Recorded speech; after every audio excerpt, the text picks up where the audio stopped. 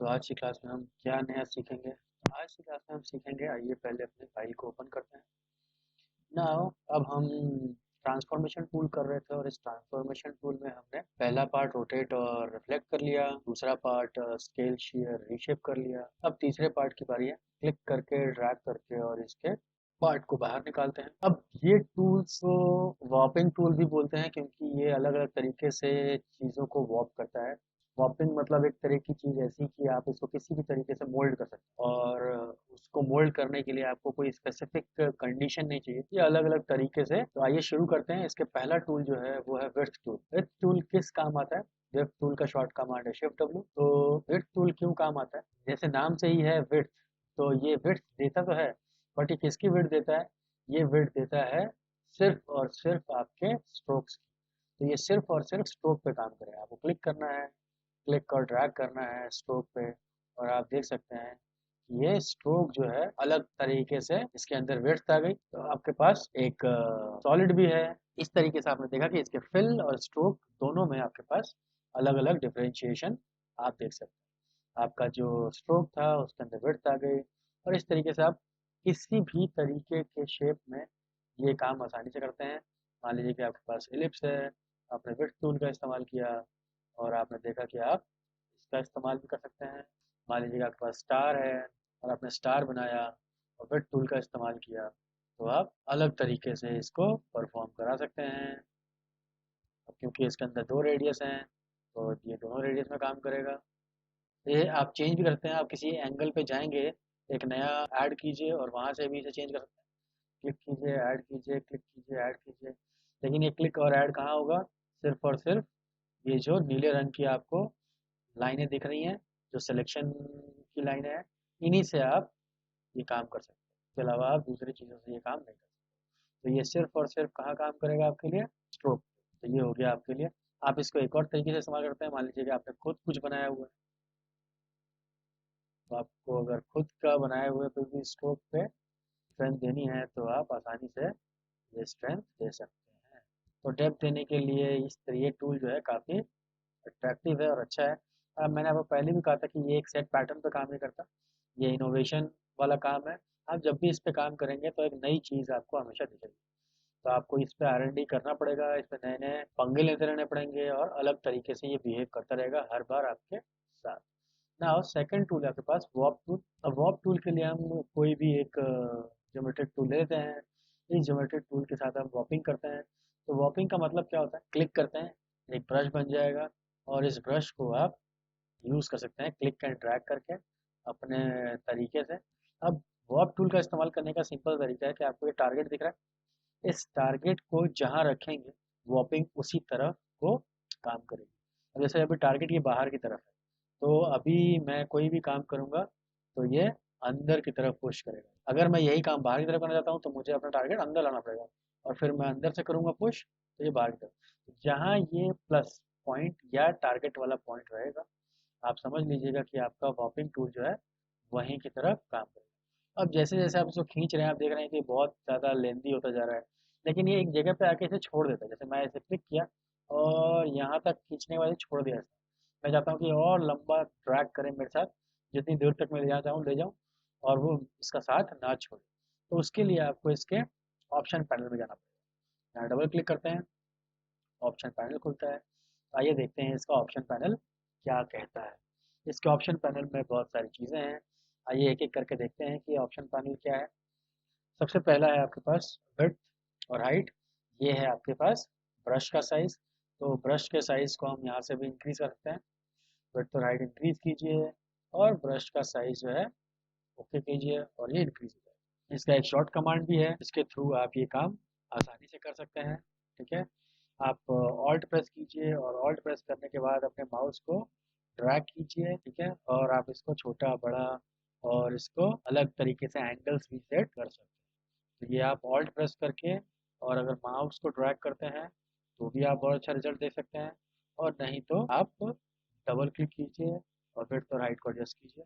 Angle तब काम करता है, एंगल आप तब जब आपके पास ब्रश कुछ एक तरीके का हो। ठीक है, तब एंगल काम करेगा। डबल क्लिक कीजिए, एंगल चेंज कीजिए, या यहाँ से एंगल बदलिए 45 डिग्री की, आप देख सकते हैं करेगा। तो ये है आपके पास ना। ये तो दो चीज़ें हो गई कि आप अपने ब्रश का साइज़ कैसे इंक्रीज़ करेंगे, एंगल कैसे डिवाइड करेंगे। ये है वो पार्ट जिसकी मैं बात करता हूँ, इंटेंसिटी। अभी 50 इंटेंसिटी थी, अभी हम इसको 100 करते हैं, ओके करते हैं। अब अगर मैं क्लिक करता हूँ और इसको क्लिक करके ड्रैग करता हूँ तो आप देख सकते हैं कि ये मेरा साथ नहीं छोड़ेगा मरते दम तक, क्योंकि इसकी इंटेंसिटी इतनी ज़्यादा हो चुकी है कि मेरा माउस जहाँ जाएगा ये इसके साथ साथ ट्रैवल करता रहेगा। लेकिन आप ध्यान रखिएगा, ये काम आपको नहीं करना है। इसके लिए आपका सिस्टम बहुत ही ज़्यादा अच्छा होना चाहिए। नहीं तो छोटे सिस्टम्स में या i3 या i5 जैसे सिस्टम्स पे ये कभी कभी हैंग भी कर जाता है, क्योंकि आप जितनी बार इसे क्लिक करेंगे आप देखेंगे आपके पास एडिटिंग पॉइंट्स इंक्रीज होते रहेंगे। और ये एडिटिंग पॉइंट्स हमेशा से क्या करेंगे, आपके फाइल के साइज़ को इंक्रीज करेंगे। इस वजह से आपको ध्यान रखना है कि आपके सिस्टम की कैपेसिटी क्या है, उसी हिसाब से आप इस तरह के पंगे या इस तरह के जो प्रैक्टिस है करने के लिए आपको ध्यान रखना पड़ेगा। अब वापस से हम चलते हैं और इसकी इंटेंसिटी को कम करते हैं, तो मैं कंट्रोल जेड करता हूँ। कंट्रोल जेड होता है अंडू। आप यहाँ पर इन्फिनिटी अंडू कर सकते हैं, ठीक है। जब भी आपको लगता है कि आपसे कोई गलती हो गई तो आप अंडू कर सकते हैं। और अंडू करना एक नॉर्मल काम है। अब आम तौर पे जो है हम लोग हर सॉफ्टवेयर को यूज़ करते हुए अंडू का यूज़ बहुत बार करते हैं। तो यहाँ पर अंडू जो है इन्फिनिटी है और हम कितनी बार भी अंडू कर सकते हैं। नाउ जब हमने इसको चेक किया तो हमने अब इसके सारी चीज़ें देख ली, ऊपर की चार। इसका साइज इंक्रीज करना है, एंगल डेविएट करना है, इंटेंसिटी इंक्रीज करना है। इंटेंसिटी को मैं 50 वापस करता हूँ, ठीक है। अब आपके पास एक और चीज़ है जिसका नाम है वार्प ऑप्शन में डिटेल और सिंप्लीफाई। सबसे पहले डिटेलिंग को इंक्रीज करते हैं, ओके करते हैं। और जब भी मैं यहाँ पर इन काम करता हूँ तो जो आप देख रहे हैं ये डॉट्स, ठीक है, ये डॉट्स जो हैं ये एडिटिंग पॉइंट्स हैं। अगर ये इंक्रीज होनी शुरू हो जाती हैं तो आप समझ लीजिए कि आपकी डिटेलिंग इंक्रीज हो रही है। ये कम रहेंगी तो डिटेलिंग कम है, ये ज़्यादा रहेंगी तो डिटेलिंग ज़्यादा है। और ये आप सेट कर सकते हैं कहाँ से, यहाँ से। तो याद रखिएगा फाइल साइज़ फिर से हैवी हो जाएगा, जितना डिटेलिंग ज़्यादा होगी उतना फाइल साइज़ आपका हैवी हो जाएगा। सिंप्लीफाई क्या करता है, सिंप्लीफाई आप कम रखेंगे तो ये कम तरीके से ऐड करेगा, मतलब कम एडिटिंग पॉइंट्स ऐड करेगा, और बढ़ा देंगे तो ज़्यादा एडिटिंग पॉइंट्स ऐड करेगा। तो अभी हमने डिटेलिंग और सिंप्लीफाई दोनों बढ़ा दिया है। और चेक करते हैं तो आप देख सकते हैं यहाँ पे, यहाँ थोड़े बहुत सारे थे, जैसे आप और जगह दिखाता हूँ मैं आपको। जैसे इस वाले एंगल से देखते हैं, यहाँ पर क्लिक करता हूँ तो ये देखिए आपके पास जितने पहले थे उससे आपके पॉइंट जो है वो कम हो जाते हैं। सिंप्लीफाई का मतलब होता है पॉइंट्स को कम करना, डिटेलिंग कम करना। और उसी प्रकार डिटेल का मतलब आपको पता है डिटेलिंग बढ़ाना। तो आप अगर इसको कम रखते हैं या इसको हम रीसेट कर देते हैं तो आप ओके करते हैं, तो ये एक आइडियल कंडीशन है जिससे आप डिटेलिंग और सिंप्लीफिकेशन आराम से करेंगे। ज़्यादा डिटेल भी नहीं बढ़ेगी, सिंप्लीफिकेशन भी आराम से होगा, और फिर आप आसानी से इसे अपने हिसाब से काम करवा सकते हैं। तो यहाँ पर आपने देखा कि ये एक स्टार था, और अब ये कोई भी नहीं कह सकता कि इसकी वापिंग हमने कर ली और ये एक स्टार था पहले किसी ज़माने में। तो आप देख सकते हैं, मैंने आपको पहले भी कहा था कि इस तरह के टूल को इस्तेमाल करने का कोई सेट पैटर्न नहीं है, ये आपकी प्रैक्टिस के ऊपर है। आप किस तरीके से इसको यूज़ करते हैं, ये सब कुछ आपके इनोवेशन के ऊपर है। आप जितनी ज़्यादा प्रैक्टिस करेंगे उतने आपके अलग अलग तरीके से चीज़ें दिखेंगी, और आप उसको उसी तरीके से फिर मॉडिफाई कर पाएंगे। तो आपने देखा बहुत इंटरेस्टिंग टूल है। आप जितना इसको इस्तेमाल करेंगे आप बेहतर और अलग तरीके के डिज़ाइंस को, ये डिज़ाइन पेन टूल के थ्रू जो है आप मुश्किल होगी बनाना, और इसके थ्रू जो है वॉपिंग टूल के थ्रू ये काफ़ी आसानी से बहुत अलग तरीके के चीज़ें आप क्रिएट कर सकते हैं। तो ये तो थी आपकी वॉपिंग टूल की बात ना। अब बात करते हैं हमारे पास ट्विल टूल। थर्ड नंबर का टूल है ट्विल। ट्विल क्या करता है, क्लिक कीजिए, फिर से बनाते हैं इसको, ठीक है। पहले इसको थोड़ा सा इस्तेमाल करते हैं वाप, और वापिंग टूल इस्तेमाल करने के बाद हम इसका इस्तेमाल करेंगे ट्विल का। अब ट्विल का नाम से ही आपको लग रहा है कि ट्विल मतलब क्या होता है, ट्विल मतलब होता है घुमाना। जैसा ये आइकन बना हुआ है वैसा ही ये काम करेगा। ट्विल में क्लिक किया मैंने, और मैंने इसे क्लिक करके होल्ड रखा, और आप देख सकते हैं ये ट्विल होते ही क्या हो गया, घूमना शुरू हो गया।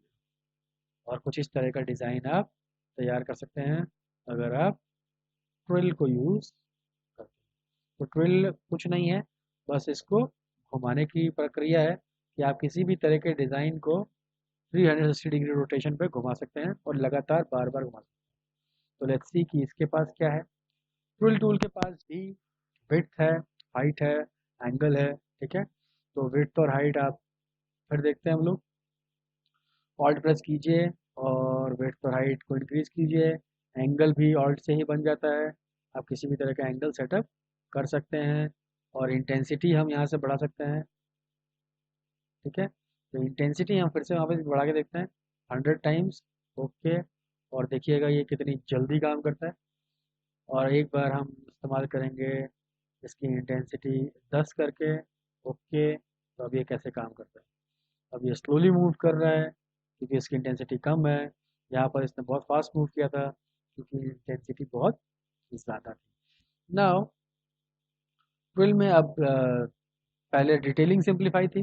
डिटेल और सिंप्लीफाई मैंने आपको पहले बता दिया है। डिटेलिंग पॉइंट्स इंक्रीज करता है, सिंप्लीफाई उसे कम ज़्यादा करता है। लेकिन यहाँ पर एक तीसरा पार्ट है जिसको बोलते हैं ट्विल रेट। ट्विल रेट क्या होता है। और ट्विल रेट को हम करते हैं नेगेटिव डायरेक्शन में। जैसे ही मैंने ट्विल रेट को नेगेटिव डायरेक्शन में किया, ये उल्टी डायरेक्शन में घूमना शुरू हो गया, ठीक है। ये हमने नेगेटिव डायरेक्शन में एक बार फिर चेंज करते हैं इसको, और इस बार इसको पॉजिटिव डायरेक्शन में ले आते हैं और पॉजिटिव डायरेक्शन में वापस करते हैं। तो आप देख सकते हैं कि ये दूसरी साइड से शुरू हो जाएगा। तो लेफ्ट हैंड साइड और राइट हैंड साइड से दोनों तरीके से आप ट्विल का इस्तेमाल करते हैं। बस आपको इसके इन ट्विल रेट को जो है वो नेगेटिव और पॉजिटिव। अब यहाँ पर अगर एक्स्ट्रा ये आपने बढ़ा के हाईएस्ट कर दिया 180 डिग्री, तो क्या होगा, ये घुमा के बहुत ज़्यादा ट्विल कर देगा, बहुत ज़्यादा इसकी इंटेंसिटी को इंक्रीज कर देगा। और अगर आपने इस ट्विल रेट को थोड़ा कम रखा, तो इसकी ट्विल करने की जो ताकत होगी वो थोड़ी कम होगी और ये लेट वर्क करेगी। तो आपके पास ट्विल का कमाल है। आप किसी भी चीज़ को गोल घुमा सकते हैं, right hand side, left hand side, कम, ज़्यादा, ज़्यादा डिटेलिंग के साथ।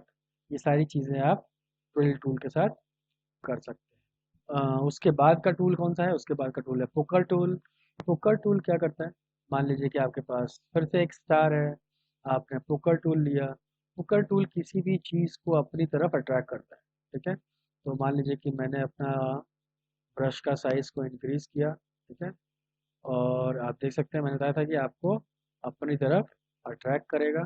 और मैंने आपको एक और चीज़ बताई थी कि जहाँ पर इसका ये प्लस पॉइंट रहेगा, ये हमेशा उसी तरफ मूव करेगा। आपने देखा बहुत ही कम टाइम में आपने एक अच्छा सा डिज़ाइन तैयार कर लिया। देखते हैं इसके पास क्या क्या है। इसके पास है width tool, height tool, angle, intensity, ठीक है। ये सारी चीज़ें जो कॉमन है, जो सब में है। और एक्स्ट्रा क्या है इसके पास। इसके पास एक्स्ट्रा कुछ भी नहीं है। एक्स्ट्रा इन द सेंस कि अगर आप देखते हैं डिटेल और सिंप्लीफाई, तो डिटेल और सिंप्लीफाई डिटेलिंग के लिए है, ये इंक्रीज कर देगा। सिंप्लीफाई इसे कम या ज़्यादा करने के लिए। तो यहाँ पर कोई एक्स्ट्रा टूल नहीं है पुकर के लिए। तो पुकर आपके पास बहुत ही आसानी से आप पुकर टूल से, पुकर टूल क्या करता है।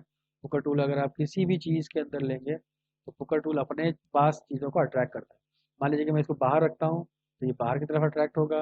अगर मैं इसे अंदर रखता हूँ तो ये अंदर की तरफ अट्रैक्ट होगा। आपको ध्यान रखना है कि आप किस डायरेक्शन में इसे अट्रैक्ट करना चाहते हैं, उसी डायरेक्शन में आप इसे रखिए ताकि आप जो मर्जी बनाना चाहें वो बना सकें, ठीक है।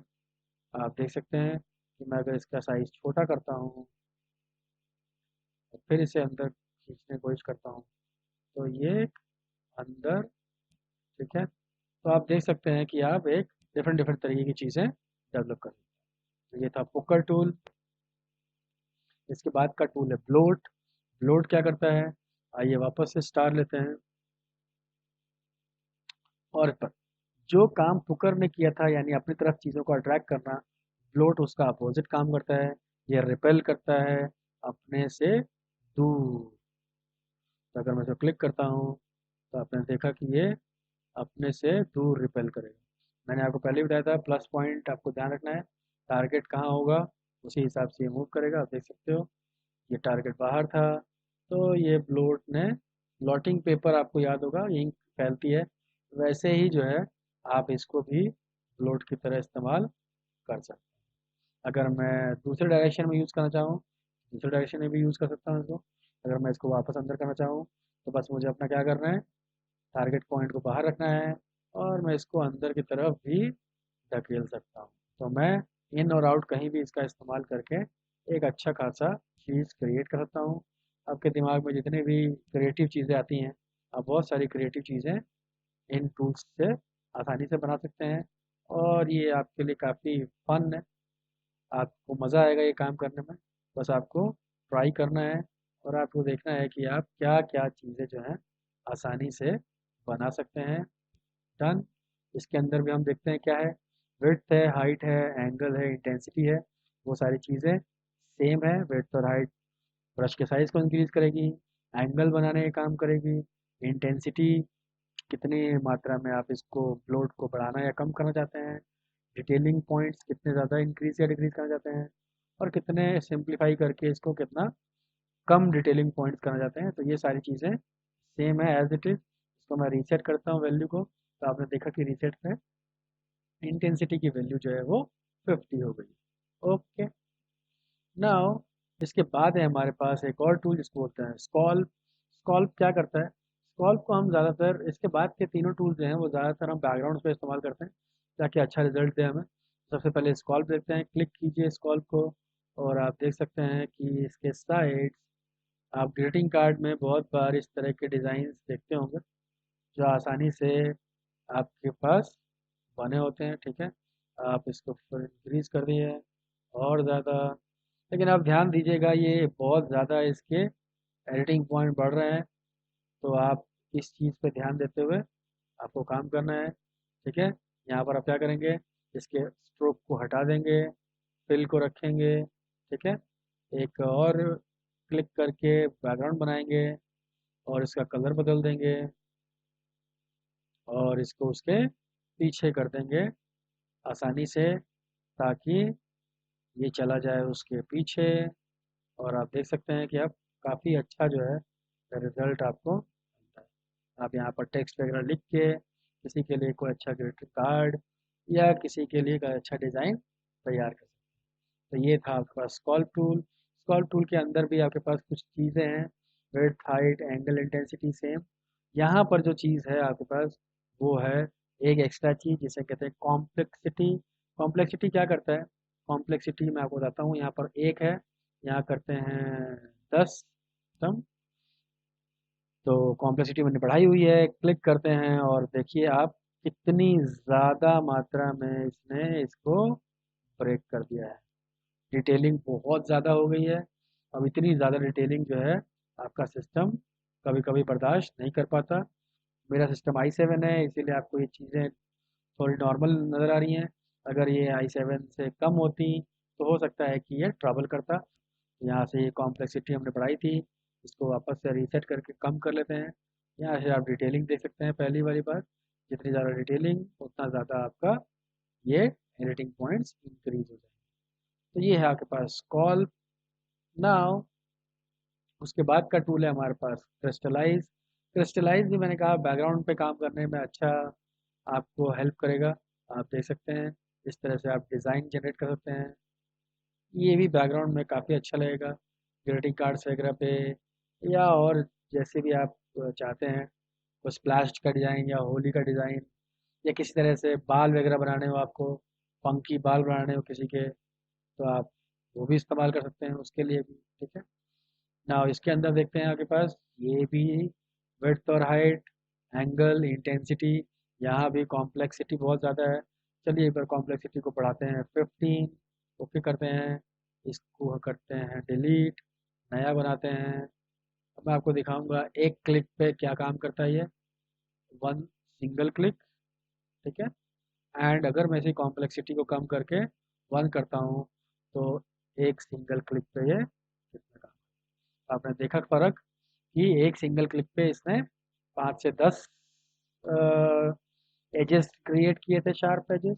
और जब आपने इसकी कॉम्प्लेक्सिटी बढ़ा दी तो आप देख सकते हैं कि कितनी ज़्यादा डिटेलिंग।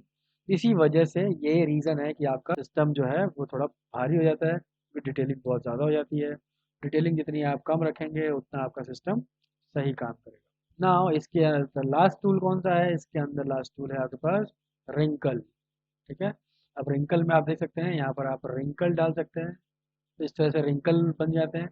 लेकिन आपने देखा कि ये सिर्फ और सिर्फ हॉरिजेंटल पर रिंकल डाल रहा है, वर्टिकल वाले पे इसने रिंकल नहीं डाले, लेकिन हाँ, डिटेलिंग पॉइंट्स इंक्रीज जरूर कर दी। और उसका सिंपल सा रीज़न क्या है, डबल क्लिक कीजिए, वेट, हाइट, एंगल और इंटेंसिटी सेम है। ये हॉरिजेंटल, इसका जो है उसे आपको बढ़ाना पड़ेगा और 100 करना पड़ेगा। ओके, अब ये हॉरिजेंटल और वर्टिकल दोनों जगह पे आपको रिंकल वाले व्यू देगा। ठीक है, एक बार इसको फिर देखते हैं, इसके पास क्लिक करते हैं और इसकी इंटेंसिटी को इंक्रीज करते हैं। ठीक है, रिंकल में हम दोनों तरफ कॉम्प्लेक्सिटी की बात कर रहे थे, कॉम्प्लेक्सिटी 15 करते हैं, ओके करते हैं। और अब आप देखेंगे कि रिंकल जो है कितने छोटे और बहुत ज़्यादा जो है डिटेलिंग वाले रिंकल्स बन गए। ठीक है, फिर मैं इसको डबल क्लिक करता हूँ, रीसेट करता हूँ, यहाँ से मैं ये सिर्फ बढ़ा देता हूँ, वर्टिकल हॉरिजेंटल दोनों को, और एक नया लेता हूँ, और अब मैं इस यूज़ करके दिखाता हूँ। तो अब आप देख सकते हैं कि इसके रिंकल की मात्रा और इसके रिंकल की मात्रा में ज़मीन आसमान का फ़र्क है। तो ये है वो रीज़न जिसकी वजह से मैं आपसे कह रहा था कि जितनी ज़रूरत हो उतना इस्तेमाल करें। सिस्टम अच्छा है आपका, कोई दिक्कत की बात नहीं है। लेकिन अगर सिस्टम कमज़ोर है या सही तरीके से काम नहीं कर रहा है, तो आप समझ जाइएगा कि सारी समस्या जो है वो किसको लेके है, इनके डिटेलिंग पार्ट को लेके है। तो आप देख सकते हैं, आप बहुत बेहतरीन डिज़ाइन जनरेट करते हैं, लेकिन इनके पीछे थोड़ी सी समस्या है कि बस इनमें डिटेलिंग अगर आप कंट्रोल करते हैं तो आप अच्छे डिज़ाइन बना सकते हैं बिना सिस्टम के हैंग हुए। और अगर आप डिटेलिंग बहुत ज़्यादा करते हैं तो सिस्टम के हैंग होने का चांस रहता है। बट आप ट्राई कीजिए, ये बहुत अच्छे अच्छे डिज़ाइन आपको बना के देंगे। तो इस एपिसोड को यहीं विराम देते हैं, अगले एपिसोड में कुछ नए ज्ञान के साथ फिर मुलाकात होगी। तब तक के लिए पढ़िए, पढ़ाइए, ज्ञान बढ़ाइए।